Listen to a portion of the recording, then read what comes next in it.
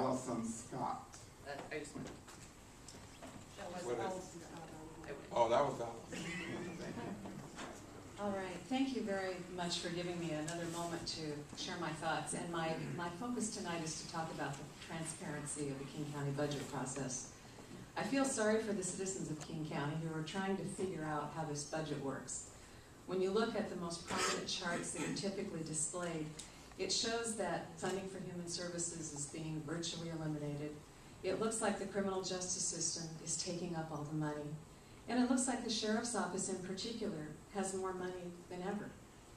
But if we pull back the curtain like they did in The Wizard of Oz and look what's behind the rest of the budget, it's a far different picture.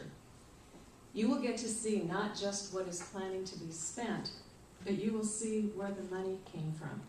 What you will see is that since 2005, this council has supported over $60 million per year in new taxes to pay for new and increased spending in human services. That's a wonderful thing. That provides a lot of the services that we're talking about tonight. You will also see that the Sheriff's Office brings in nearly $70 million a year, not from new taxes, not taking it away from the general fund, but rather by being entrepreneurial and building contracts with cities and other entities from outside of this government. That's why my budget looks bigger. I'm bringing in more money from outside to provide services to our contract cities. When you look across the past 10 years, you will see that the Sheriff's Office draws less and less away from the general fund and brings in more and more. So why am I here alerting the public to my budget cut? Well, again, if you pull back the curtain even further, you will see that my budget for unincorporated King County has been cut by $3.5 million for 2010. Now, this cut is disguised as an annexation contra, but it's nothing more than a cut to my budget.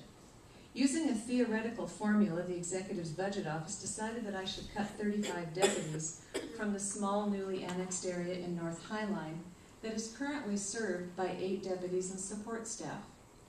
That's a net loss of 27 deputies that serve unincorporated King County.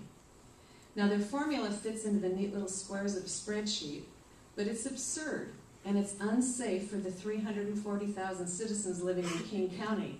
They don't live in a theoretical spreadsheet. They live in real neighborhoods with real crimes, and they're being served by fewer and fewer deputies every year. The public safety services for citizens in King County has declined steadily over the past 10 years, significantly since 2005. Those citizens don't have any other options. There is no other funding source. There's no state funding, there's no federal funding. They can't get funding from the United Way. I was elected to keep the citizens of this county safe. I'm here tonight to advocate for the citizens of unincorporated King County who are depending on you to fund the Sheriff's Office so they can keep a deputy in their neighborhood. Thanks. Thank you.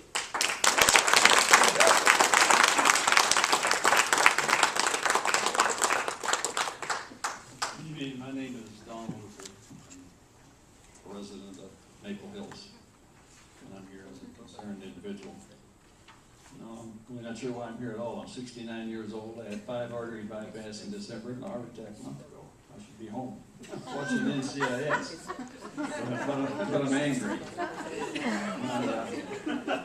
My 71-year-old neighbor and I are doing surveillance on a possible drug house in my neighborhood, and we have been urged to pack. No thanks, we don't. We have a high school dropout rate nationwide of 30%. Among some minorities, it's 84%. You have a 10% unemployment rate, worst recession since the Great Depression. We have a problem with illegals, gangs. Folks, that's a crime wave waiting to happen. 30% high school dropout rate, and by the way, Washington ranks 10th. That's a number to be really proud of. It's a crime wave. You can't cut law enforcement right now. I have a friend, and he got me started saying this: I'd rather you beat me than deceive me. And that's what upsets me about the budget that's going on in the Sheriff's Department. Something's wrong. You can't have 2 sets of numbers. If I were in your position, Sheriff Rahr and Trippett would come to me with a set of figures that they agree on. the last thing you want to do is cut your public safety budget. So I went to a seminar and they said accurate data sets you free. After working at Boeing for 2 months, I said, no, data sets you free. After working at Boeing, I said, accurate data sets you free. That's your challenge, is to get the correct data. And I think you have one wonderful sheriff. And I would urge you not to cut public safety. You can't. Not when you look at the crime wave we're looking at right now. It's already on the increase. Thank you. I need to add one thing. I wish you were still here. Councilwoman Lambert, or whatever you call you folks, persons. I met her maybe 20 years ago when she was a state representative in Olympia. I was testifying before her committee, and I can't even tell you what it was about. But on her office door, she had a sign which says, the state has nothing to give to anyone which it has not first taken from someone else. They don't print money. Every request I've heard tonight here is legitimate. But if I were you, I'd put a sign right there that says the county has nothing to give to anyone which it is not first taken from someone else. That's your challenge, and I don't envy you. It's tough. Thank you. Thank you. James Armstrong, followed by Kim Crow and Dolores Rand Hoffer and Barbara Lindy.